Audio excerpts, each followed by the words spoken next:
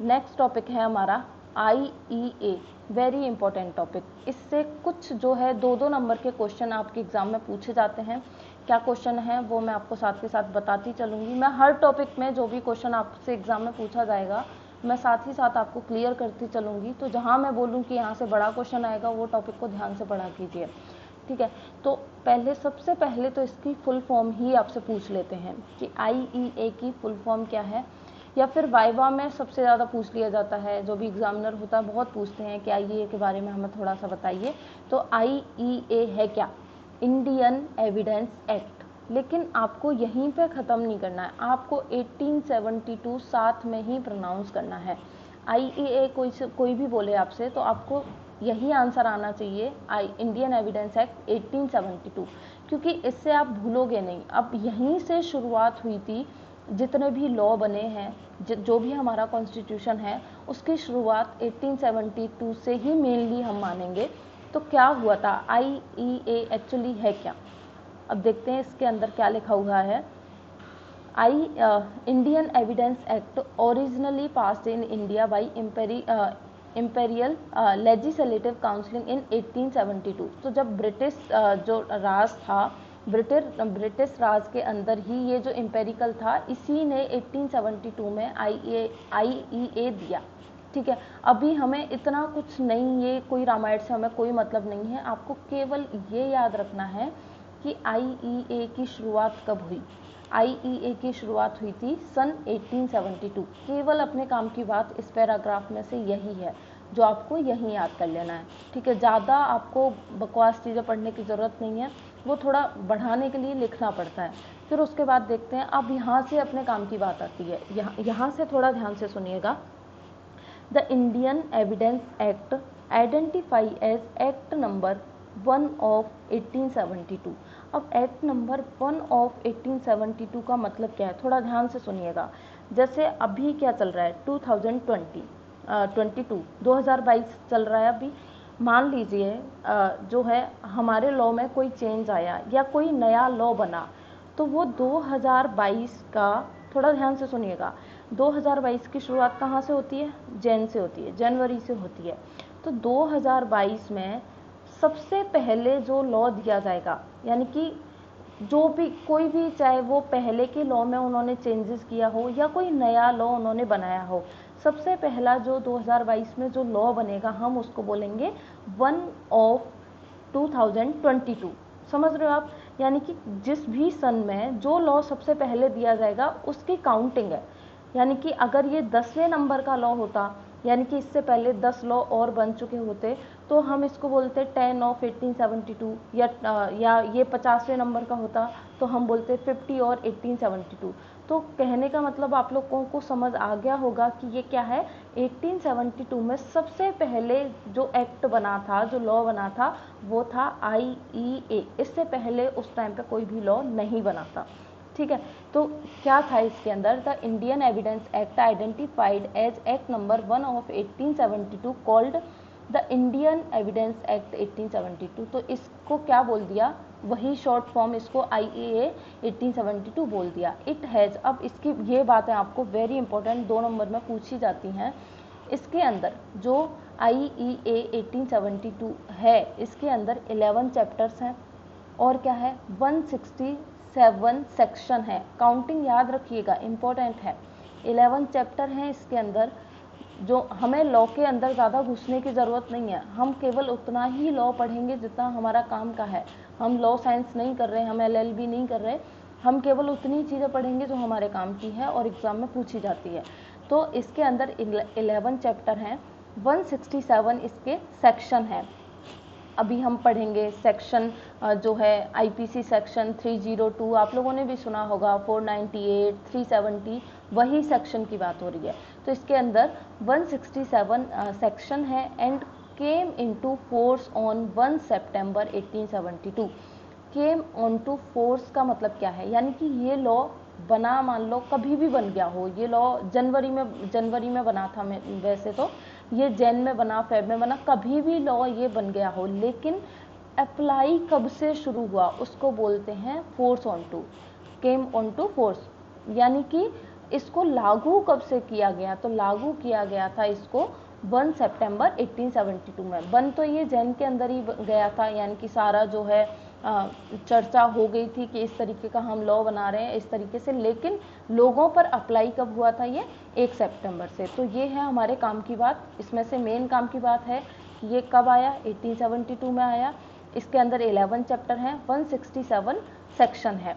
इतना आपको याद रखना ही रखना है। फिर उसके बाद ये जो बनाया गया IEA, ये जो है पूरे इंडिया में लागू होता है।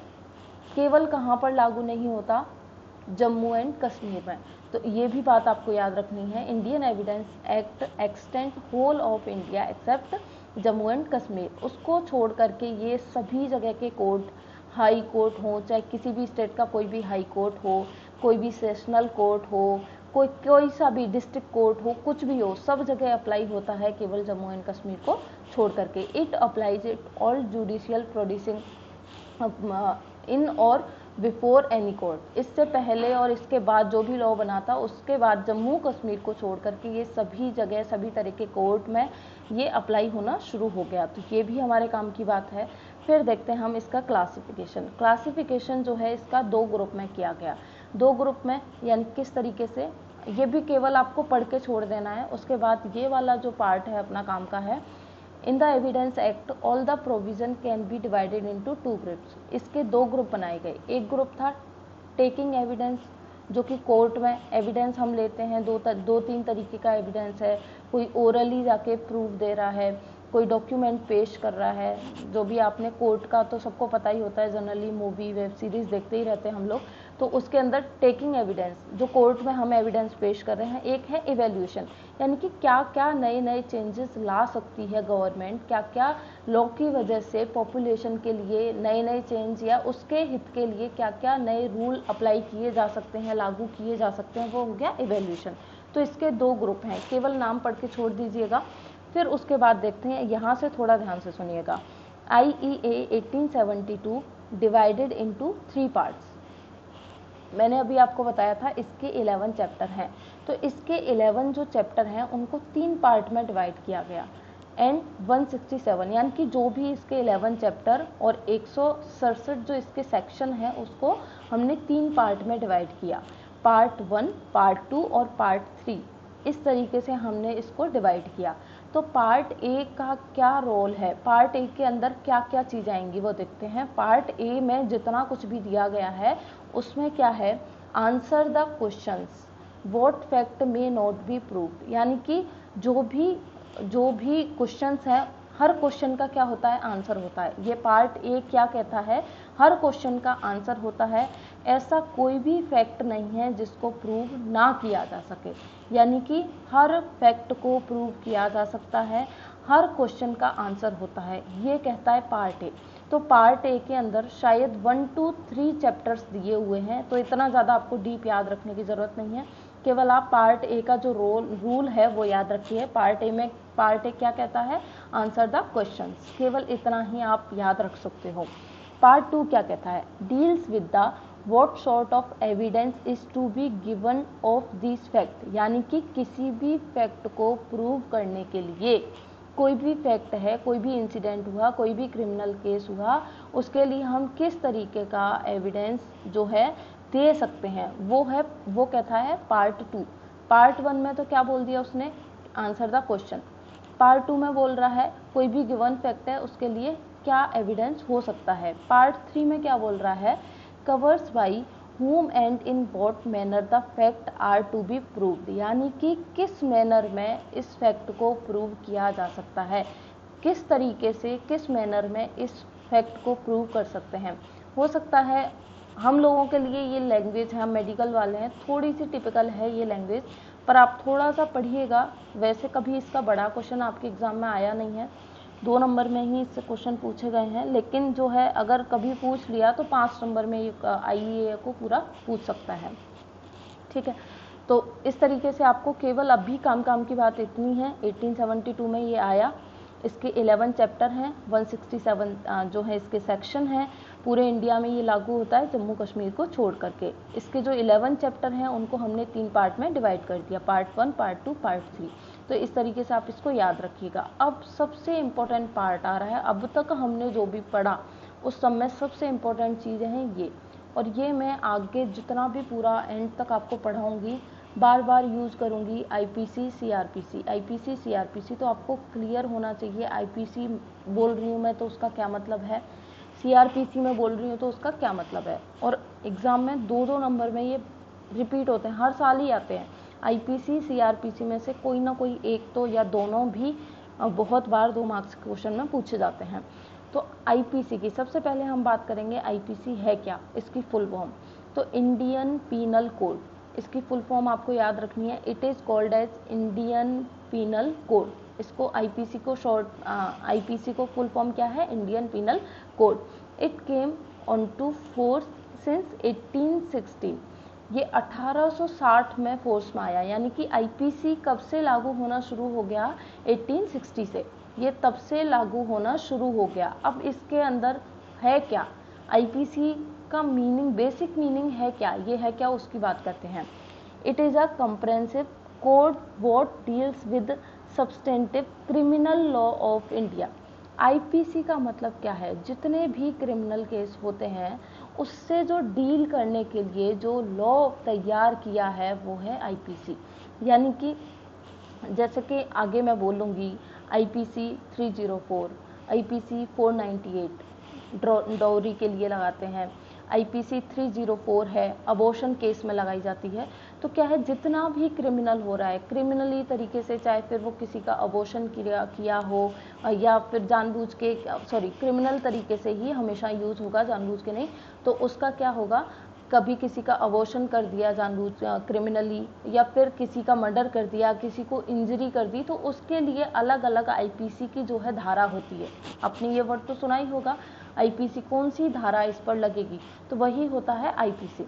It defines various offences of prescribe code for punishment. अब इसके अंदर है क्या, आईपीसी बेसिकली है क्या, इसके अंदर सजा, पनिशमेंट दी गई है। किसी ने कोई भी क्रिमिनल ऑफेंस कर दिया, कोई किसी भी तरीके का, किसी का चाहे वो किसी की इंजरी कर दी, किसी का मर्डर कर दिया, तो उसके लिए क्या पनिशमेंट है, वो है आईपीसी।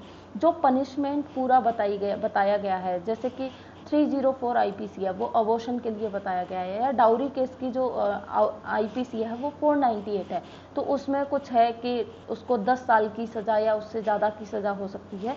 तो पूरा का पूरा अगर मैं शॉर्ट में बोलूँ तो आईपीसी है क्या, आईपीसी इंडियन पीनल कोड है जो कि 1860 में आया, और इसका मेन काम क्या है, इसके अंदर पूरा का पूरा जो है पनिशमेंट का डिस्क्रिप्शन मिलता है हमें कि कौन से ऑफेंस में हमें कौन सी पनिशमेंट देनी है। ठीक है, इस तरीके से आप आईपीसी को समझ सकते हैं। फिर है सीआरपीसी। सीआरपीसी क्या है, criminal penal code. Criminal penal code, it is called as criminal procedure code. It came on to force since 1973। तो ये दोनों का अलग अलग आपको याद रखना है, ये जो सन है आपको दोनों का अच्छे से पता होना चाहिए, मिक्स मत कीजिएगा, आईपीसी पहले आया था, सीआरपीसी बाद में आया था, इस तरीके से आप याद रख लेना वरना ऊपर नीचे हो जाएगा। It deals with the procedure of investigation. अब देखो दोनों को समझना, दोनों को मिक्स मत करना। आईपीसी क्या है, आईपीसी के अंदर तो पनिशमेंट है कि जैसे कि मैंने आपको ओरली बता दिया कि डाउरी केस है तो उसमें 498 लगेगा, ये मैंने ओरली बता दिया, लेकिन वो हो गया आईपीसी। लेकिन सीआरपीसी क्या है कि उसको हम प्रूव करने के लिए किस तरीके का इन्वेस्टिगेशन करते हैं, वो आता है सीआरपीसी के अंदर। It deals with the procedure of investigation and the mechanism for punishment of offence. यानी कि पहले हमें किसी पर कोई भी तरीके का हम किसी पर आरोप लगा रहे हैं तो हमें उसको प्रूव भी तो करना है, तो उसके लिए क्या करना पड़ेगा, इन्वेस्टिगेशन। तो वो इन्वेस्टिगेशन का पूरा जो डेटा है वो कौन देता है, सीआरपीसी। फिर प्रोसीजर ऑफ पनिशमेंट, क्या किस तरीके का जो पनिशमेंट मैकेनिज्म रहेगा, यहाँ पे तो इन्होंने डायरेक्ट बोल दिया है कि इस तरीके की आपको पनिशमेंट देनी है, लेकिन यहाँ पे पूरा उसका मैकेनिज्म बताया है कि किसी को हमें हैंगिंग यानी कि जुडिशल हैंगिंग देनी है, किसी को फांसी देनी है, किसी को जो है लाइफ टाइम इम्प्रिजनमेंट देना है, यानी कि हमेशा उम्र कैद जो बोलते हैं, किसी को वो देना है, या किसी को 2-3 साल की सज़ा देनी है। तो वो सारा जो डाटा है वो हमें कहाँ से मिलेगा, सीआरपीसी से। आप लोगों को समझ में आया आईपीसी सीआरपीसी? मैं बोलते जा रही हूँ, आप लोगों को समझ तो आ रहा है ना? ओके।